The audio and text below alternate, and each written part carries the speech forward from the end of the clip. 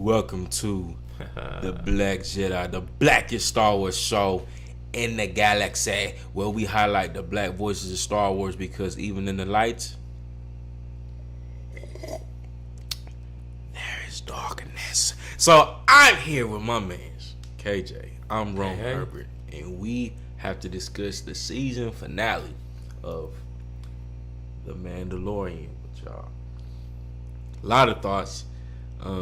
How we typically do it, typical form and fashion, is we talk about the highs and the lows. So we're going to start off with the highs of this episode, and we're going to dance to the lows, and we're going to give y'all some of our just thoughts overall of this season. That's right. And some predictions for the future season, because I know if y'all seen the episode, you already know this. It's gonna be some probably crazy things happening next season. So you know how we do it, man. I'm gonna pass the rock to my man's KJ. What are some highs of this episode? Okay, so The Return, I believe it's called. The Return, episode 8, right? Yeah, episode 8. So right off the bat, I thought this. I'm gonna say this. I thought the series was gonna continue past 8 episodes, but I was wrong about that. Facts though. Right? Didn't they have like 12 the last one? I thought so. I thought they had like 12. Let me know. Maybe we could be wrong, but I thought there was gonna be more episodes than this one. Overall, this episode I thought had awesome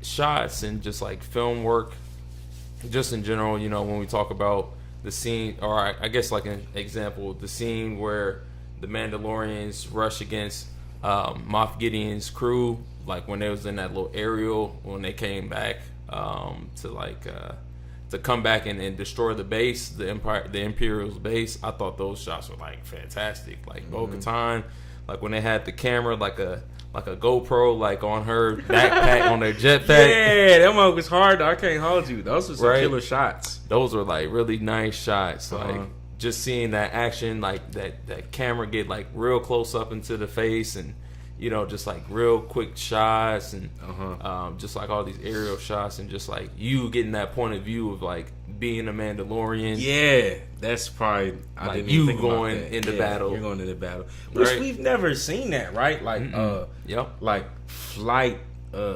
combat as much. I'm like ever. I think so. In my way, it's groundbreaking. If we have, I'm trying to think if it's like stuff between the Geonosians and clones. But I don't think to this magnitude. On a live action setting too, right? You might have seen that in the Clone Wars, the Geonosians and the clones with jetpacks, but I don't think we ever seen this before. Yeah. You feel me? I don't think so. And we saw it like with ships, but like actually like combat with people. Yeah, hand-to-hand close quarter type combat, like where mugs are getting blasted. The armor was cold. Yeah, armor is tough, man. Armor is tough, bro.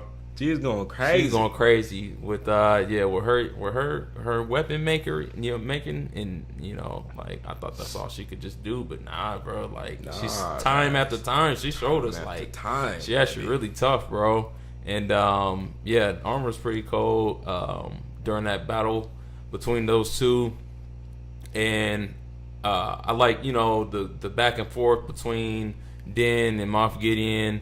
With his suit, I really enjoyed, seeing his suit. Kind of had that representation of like Maul's like cult following when he had took over Mandalore. With his horns on his helmet and stuff like that. I think so. I think so. That's fair. I didn't think about that. So I thought his armor is pretty smooth, man. All black, bro. Yeah, you know me. That one was cold. I love all black. But yeah, his armor and just that combat scene, those two going at it, neither of those two just kind of like overpowering each other. So yeah, I thought that was good. It wasn't really like one-sided between each other. That was cool. And Bo-Katan, a lot of her scenes were really good during that fight. Just going back and forth and flight, and just like those aerial scenes as well. And then her coming back for a third round against Moff Gideon, I thought was pretty cool too. Seeing those two go toe to toe between each other, and having the dark saber, and him saying like, "What you gonna do this time? Like you gonna knuckle up, or you gonna flee and give up this time?" Facts, dog. And she put up a really great fight, and it was crazy. He ended up crushing the Darksabers. Yeah, the fact that he crushed the Darksaber though, I don't know, man. You don't know? That's crazy. I mean, those cybernetic, that suit, and then like he probably got Beskar on it too. So there's I could see how that could be. There might be like an Easter egg or something like that to that maybe, but that, and then finally seeing Grogu like really get into what he really supposed to be. He is force sensitive. Yeah. Seeing him being able to take on a little bit of the Praetorian Guards, just hopping around, kind of reminded me of like Yoda and in episode 3 with him, dancing around in the Senate's office. Senate's office. Probably a callback to that. Against Palpatine. I thought that was really cool because I do enjoy episode 3 a lot. Yeah. And then of course Dan and Grogu getting that kind of that 2v3 or 2v4 whatever, those two. Which is what I wish we would have saw, throughout the series. Just we're gonna get into that, but you know what I mean. Just seeing those two really like meshing well together in their combat. You know what I mean. It's not just like they already have a real good feel for each other. Fighting with each other. So I thought that was pretty good seeing those as well. And then the Star Destroyer coming down and destroying the base, I thought that was pretty cool. Reminded me of Star Killer, like ripping down the Star Destroyer and Force Unleashed. So yeah, that was another thing that was pretty cool. Just seeing those shots of that, and what else was pretty good? I'll say, also when the Star Destroyer did get destroyed, with Grogu protecting Din and Bo-Katan. It reminded me of Kanan in Star Wars Rebel. Oh yeah, he had the force, the force field. Kind of reminded me of that too. Which I would have been. Yeah, that's a good point. That's a good point. I would have been mad if they killed Axe Woves off because we already lost Paz. So I'm glad they kept him. He abandoned shit right before the Star Destroyer, which was smart. Yes, smart, smart. Let's just be honest. Yes. So you had to keep them in, you know what I'm saying? Oh, yeah. Because I was like, don't tell me this guy's just going to sacrifice himself with the ship, knowing dang well that he can escape. Exactly. I was going to be so heated they pulled that, but I'm glad they just killed off one. I wish it would have been him that got killed off, to be honest with you. Yeah, same. Maybe they're setting it up for the next season in a different way. True. That is very true. And then, of course, towards the end of the episode, we see Din and we see that finally Mandalore retaken over by Mandalorians, with them lighting the fire, specifically Bo-Katan and the armorer. So that that whole, I guess, exposition getting wrapped up and seeing what's going to happen in the future with them. That was pretty nice thing. They've been building that up since the Clone Wars in a sense. And then just then coming back to Navarro and Carl Weathers and those two chit chatting, and we kind of already knew it was gonna happen. And they kind of put those points in of IG-11 coming back, and of course he ended up coming back and being the marshal because they needed a marshal. So IG-11 is definitely more than applicable to be that. And of course Din's gonna go on more adventures. I thought that was a good idea just because of how season 1 was set up with him being a bounty hunter. Now he's going back into that role. So I do appreciate that too. He's working with the New Republic rather as opposed to working for them. He's more of a contractor. Independent contractor. He worked for himself. Sole proprietor, you feel me? Exactly, right? So we getting on, you feel me? Right. So I thought those were a lot of good elements in the story for what they had. The time limit of what they had. I thought they did a pretty decent job. Wrapping up everything.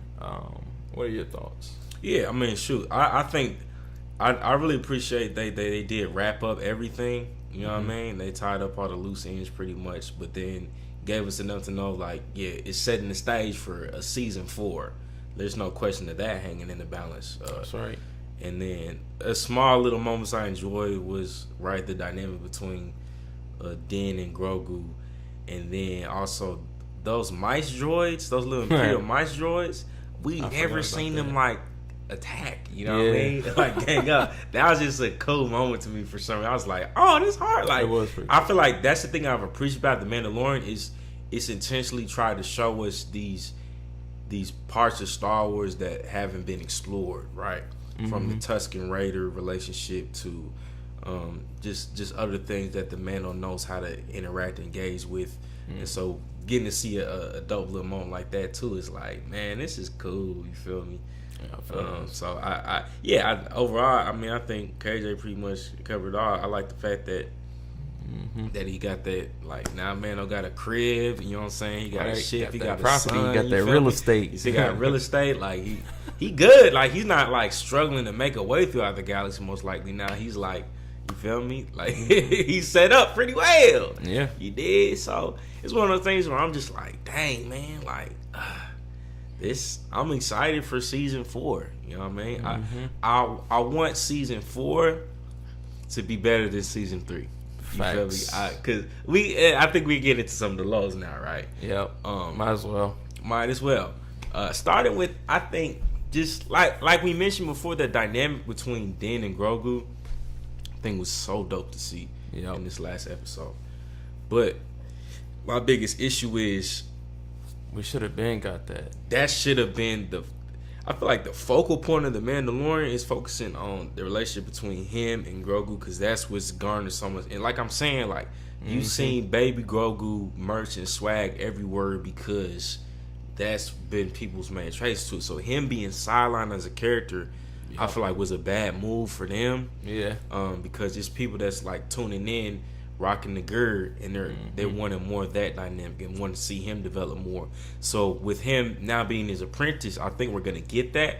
But I think, man, y'all focus too much on like, which is cool, right? Bo-Katan getting the song she's singing now, whatever, you feel me? Like, you know what I'm saying?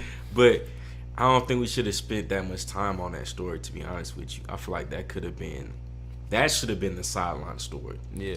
I think the main story should have been how Din and Grogu are navigating, trying to get Mandalore back and retaking it.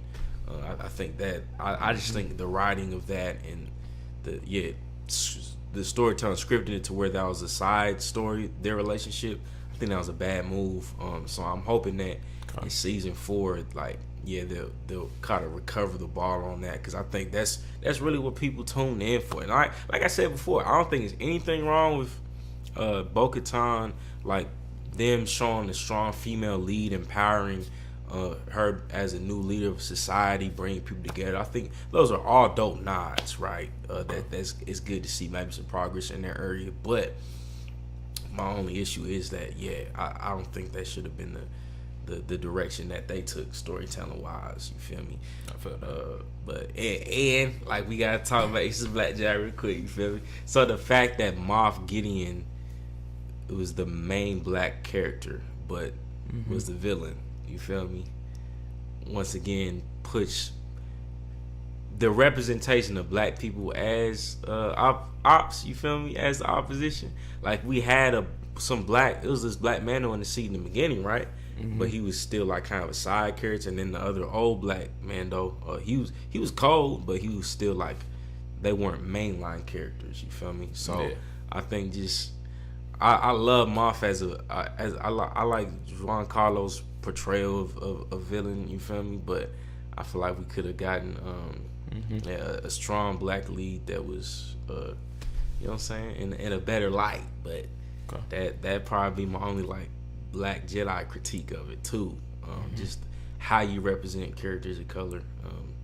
Because like I said, I think we mentioned this before in another episode, just on probably Andor. I think it was either Andor. Yeah, it was probably Andor, just on how women being portrayed as opposition to black characters. Like, between that relationship between, I think it was Deidre, whoever, the main white character lady, he was an Imperial officer facing off against the other dude that got sidelined. You feel me? So like, just kind of that dynamic is kind of a repeating image. And like I said, like, my man's Finn, you feel me? Yeah. He got sidelined bad, you feel me? Dang. Y'all gotta make sure y'all keep kind of doing this pattern of black characters being bad or sidelined. So yeah, that's probably my only biggest critique is like, man, y'all end up focusing on Bo-Katan, which is dope, and you end up focusing a little bit still on Din. But still, those black characters were either nameless or evil, right? And we saw that too with Obi-Wan series. Like Reva was a villain too. Yeah. So it's like just the portrayal of black characters as villains, I think, isn't aiding the diversity, equity, and inclusion that Disney's claiming to be a part of. Which I think Disney's more about diversity right now. They're trying to throw in characters. I don't know if they're thinking too deeply about like giving them equal roles and good roles, you feel me? Which might change with the Ahsoka series, right? But we know Ahsoka, she's still gonna be like she's masked up. She's not her full black self. So right, yeah, that part. True. I would say I wish storyline wise, I wish they would have introduced Moff Gideon like early on, as to opposed to just like towards the end in the middle. We didn't really get like a lot of scenes with him, so I wish they probably would have, because they could have really cut a lot of stuff in the storyline, like how you had talked about the Quindrillin and I think that little prince and that princess or whatever. Oh, when, yeah. the man, Axe Wolf and all Hindsight that. 2020. Yeah, bro. They could have cut that out. Why? And the one with the old boy that was like rebuilding, or you know what I'm saying? Yeah. The old the Dr. Person. Yeah. That whole episode. Yeah. We did not need that. Yeah. Like, looking they back didn't even at this come season, back to it. Yeah. Looking back at this season, that was not a good episode to have. Like, that did not have to happen. It didn't. Like, I see where they tried to come back to it when we saw Moff Gideon's clones and whatnot. Yeah. Which is fine, but that episode I feel like was not needed. They could have cut so much stuff. It wasn't needed at all. If you would have kept it, they could have cut a lot of stuff and got straight to the point. And I feel like that's just a lot of things that they could have done in this series. Is cut a lot of it and went straight to the meat and bones of the storyline. And again, like, they should have introduced Moff Gideon. Like, they could have just showed him like breaking out. Like the first episode, they could have just showed him breaking out right there and then. You know what I'm saying? Yeah. Hey, that's what they could have did. They could have just showed him breaking out. Oh, Mandalorian, you know what I'm saying? That whole scene with Captain Teva and stuff like that. They could have just did that the first episode. And, now people are like, uh-oh. Like, yeah, exactly. Now they're intrigued. Like, dang, I wonder what's going to happen. Yep. Exactly. So they probably could have did something more along those lines.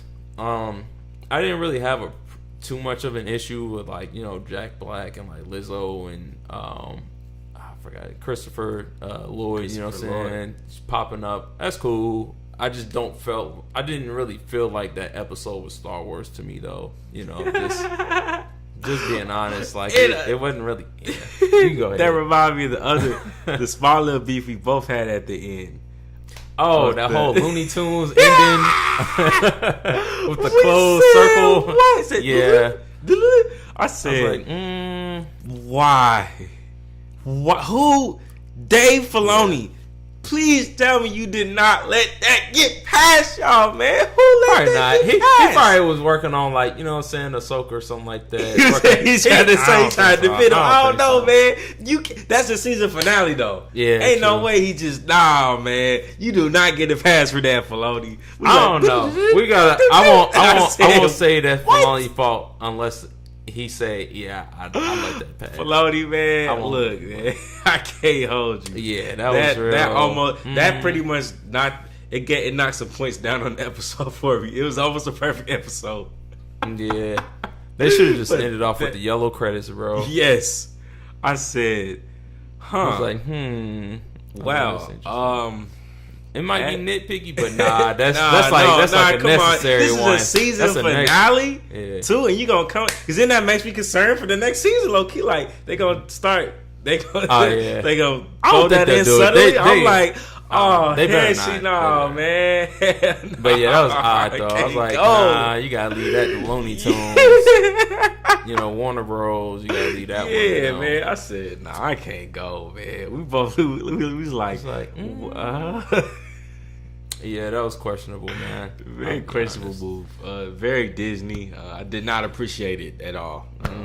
So, please in the future, do not make that transition. Do not make transitions like that. Keep it Star Wars. Nice Star Wars transition. Like sideways, up swice, all that stuff is dope. Like that's the element of Star Wars. I feel like it's subtle, but it's still called back to Star Wars. Yep. You throwing something like that, it's like kind of throws that off. Yeah, it throws off the whole vibe for me. But with that being said, I think the music was on par. You feel me? I like that Mando theme. Yeah, that Mando theme, man. Oh yeah, Mando's theme's good. I like. Y'all keep that thing, man. Like, it was powerful. So I really enjoy it. I really appreciate that. You feel me? And then I will definitely say, we definitely need more points of Grogu and Din's relationship and just showing on screen of like them actually getting more into missions and like more of that development, especially in Grogu's like powers and abilities and what he wants for himself. I feel like that's another thing that I would really like to see, because they missed the mark on that this season, and they really could have did that definitely more so catered towards that during this season. I don't really have too much of an issue with Bo-Katan being, the center point of this season. It's no issue of like having them, a woman lead. Like that's not an issue. It's more so about, was that something that was those seeds planted in season 1 and 2, and it was not.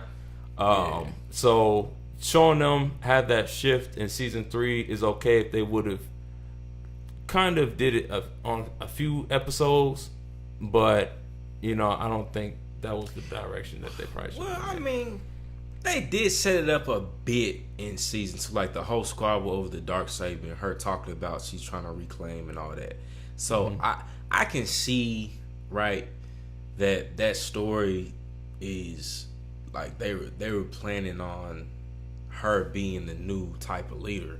But I think the amount of screen time and then her kind of hijacking the stage for it, I don't think that was necessary. Like KJ said too, it's like I don't think it's an issue with a woman lead character. I think it just calls back to what we said before about even in the main series. It's like it's the way you choose to execute these stories and characters. Yeah, that I think you guys just kind of keep missing the mark on. It's like, I mean, that could have even been a dope little limited series maybe. Yep. But I think what people came to the Mandalorian for was that dynamic relationship between Mando and Grogu. Yeah. So I think just focusing on that, I think that was an L. That could have even been maybe like an episode, right? Yeah. But I think to kind of have that drawn out a bit wasn't a good move. Oh yeah.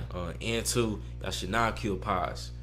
Why did you kill Paz? That made me so salty. Oh yeah, I agree. I'm happy that his son now is, I guess, gonna follow in his father's footsteps. He's now past a foundling, but still, it's like, man, Paz should have lived. Yeah, he should have. There's no way. Yeah, he should have died. R.I.P. Paz. But he definitely should have died. But I will say that I'm fine with that. I know in Star Wars Celebration they had said that the Mandalorian is not just only about Din. I get it. I just had the impression that from the jump that it was gonna be about him. But I think they said that at the celebration. Yeah, they did. Who said that? I feel like it might have been Kennedy. To be honest with you, I'd say it was Kathleen. Here's my issue. If I'm not mistaken. You know what I'm saying? Kathleen, if you're watching this, I disagree with almost everything you do. So, yeah. I think my issue with that, though, you got to think about your audience, right? Like I said, for your audience is coming for Dan and Grogu's relationship. So, I feel like you guys should have honed in on that. Y'all should stay honed in on that. And you can tell the story of other the Mandalorian peoples, right? But if you set up the whole series based upon this main character, this is the reason why Boba Fett flopped, right? Facts. Because you try to tell too many stories, right? So, and you didn't establish enough of a stake in one character yet. Yeah. So I think trying to branch out, and even in the season 3, I think you still should keep the main characters. If you want to dive into other ones, you can do little side stories, or you can do limited series like y'all did with Obi-Wan. Yep. But to then be like, it's not just about the men. No, you know that's what. Why are y'all selling hella Baby Yoda merch? Facts. Because it was all about the Mando and Grogu. Yep. The Mando and by the Mando I mean Din and Grogu's relationship. Nobody's checking in for Pod's visit. Much like Pod's, that's why y'all could kill him off, because nobody's really buying except for maybe a hardcore fan. You feel me? Facts. Nobody's buying Pod's merch. Nobody's really gonna buy Bo-Katan merch, if we're being honest with you. So yeah, I just think that's kind of a cop out to be like, nah, it was always bigger than no. Yeah. You know the ripple effect. Like, maybe even you had that intention, you know the ripple effect was that people are tuning in for this relationship. So, and that's why I think y'all had to kind of recover and set up the next season to be, it's going to be about his journeys, which is what it should have been about the whole time. The whole time. I think that's what we were, like, from the last one, that's what we were expecting. I think how the last season ended, we were expecting it to be about their journeys. Exactly. You feel me? So, yep. Yeah, that's my little rant on that. Like I said, Kathleen, I don't have a major issue with you, other than I guess pretty much a major issue on everything that you say. But I love Star Wars, man. So I'm gonna talk about it. You feel me? I'm gonna talk about it. Y'all got to see us, man. We the Black Jedi. You feel me? Y'all don't be seeing black people talk about Star Wars. So now we gotta raise our voices. We gotta call some rocket shit family. Rockets. I got real fast. Man. All right, well, shucks. What do you think? Just like prediction wise, like season 4 predictions. 4? Yeah, man. What would you like to see? Go ahead and sip that tea. Sip that tea. I think we should see some of those paths cross again. I don't think that's the end. Like, I know Luke was like, "Oh, you had to choose." You know what I'm saying? You never had to really choose. That's just what they play. So it's like, I think I want to see Luke and Ahsoka's influence return. And we need to see them cross paths again, in my opinion. I would love to see how the Mandalorian planet, like, as his home base, how that starts to develop, like him having a cabin and then him being connected to his peoples, like what would have happened from that.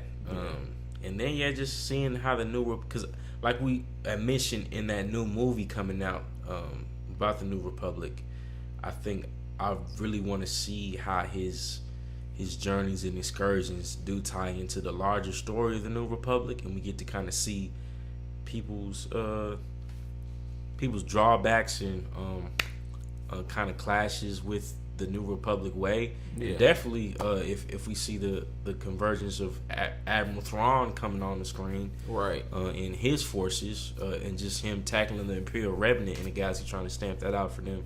Like, I want to see where maybe his wrestles will be with trying to balance out being an independent contractor for the New Republic, but then also having some, I don't know, some dissonance, because I feel like he's just somebody that's real dissonant versus any type of order and authority outside of the Mandalore, right, outside of the way. So I definitely want to just kind of see his conflict and struggles play out more. I'll say I pretty much agree with a lot of those points. I guess just like executing this wise, I will say that I want to see it just get to the point, man. Don't even beat around the bush about things that I like filler. Just, that's fine. Just the fact that you guys got 8 episodes and, you got post-credit scenes and then, introduction, like, you don't have a lot of time to waste. So really, like, utilize that time as effectively as you can. So try to just, like, get to the point, man. Don't try to, like, fluff up things. things that you know that you're not gonna come back to. Don't even waste your time on it. Just try to get more to the point on things, because nowadays people's attention span is very short. Real short. It's very short. People left Andor series because you guys did not get to the point quick enough. Fall, man. Yeah, people were like, "Well, I'm out." They checked out of the series already after the second and third episode. So you guys are probably gonna have to start getting to the point a little bit more quicker, just because of all these short form content and social medias, man. Yeah, work on the storytelling. Work on the storytelling. How can I be more effective in a limited time? So I would say try to do that, as compared to just having filler. Like, we've had a lot of filler, and I would personally just say, like, now that we had enough of it, just try to get to the point a little bit quicker, unless it's like stuff that really matters. But most of the time, just go ahead and just get straight to the point. That's what I personally like to see. Yeah. And then of course the things that he said, just try to get to the point a little bit quicker, man. Yeah, I mean, and all it takes is, and here's the thing: even in season 1, I didn't mind some filler type of episodes, right? But that still kind of aided the trajectory of the story. Because that whole first season, I feel like the whole thing was just about learning about the Mandalorian period. Yeah. So I understand now, moving forward, you kind of wanted to center around a bigger story of them reclaiming Mandalore and all that. I feel like those filler episodes of Dr. Pershing and the filler episode of Lizzo and Jack Black, I feel like those are things that could have just been hella condensed. You feel me? Could have been white, really. Yeah. Like, we could have had more time on her trying to convince the Mandalorians to hop on board and fuse with the clan. Yes, because that was so quick. Yeah, that was it's quick. It's like, she won them over that quick? I'm like... Yeah. And again, that's my point. Make sure, if you're going to do filler, make sure it makes sense. Yeah. I don't mind filler, just make sure it makes sense. You know what I'm saying? Don't just be throwing stuff in and it takes up more than half of the episode, and then we only get small bits and pieces of what really mattered. Yeah. And Dr. Pershing didn't return. Yep. It's like, I think that's the biggest thing, is like, if you're going to do filler, make sure it's somewhat returning. You feel me? Like, if you're going to completely take us off the story, because I'm thinking about the filler episode in season 1 where Mando helped this one village versus the ATST walkers, you feel me? Yeah. And then it was the little lady, like, potential love angel, ooh, you feel me? Like, that type of stuff is like, it was still somewhat filler. Yep. But at the same time, you still had the Mando heavily in it the whole time. Yep. You had Grogu in it the whole time. But with these other ones, it's like, you took us into the world of Pershing, and it's like, why do we really care? Yeah. And he didn't return, so it's like, you didn't have to do. And then it like all led up for us getting exposition backstory for a side character like that Imperial officer. She popped up again, but it was just real quick. Yeah. So it's like, that was not necessary. We didn't need a backstory for her, and we didn't, because it made us want to know more about her, but then y'all didn't dive any deeper. So it's just like, okay. Yeah, what was the point? You feel me? So yeah, that's my only really beef. You feel me? I like seeing the Ugnaughts though in that one episode. Like I said, man, seeing Din is how he interacts with the world, from Ugnaughts to droids. Like, he just from the block, man. He been around. Yeah. So I think that's the only thing that's helpful. But other than that, that episode was a throwaway. You feel me? Yeah, thanks. But I don't know. Any other predictions for season 4 or what? How we feeling? Shucks, man. I feel like that's pretty much a lot of the predictions I think that's gonna happen.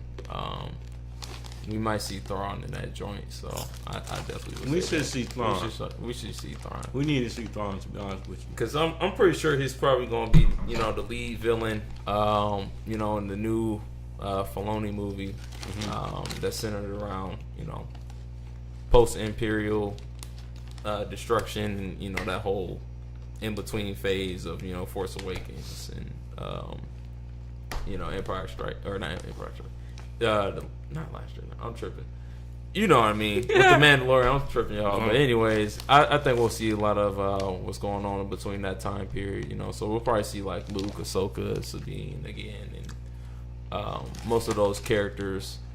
Probably Ezra potentially.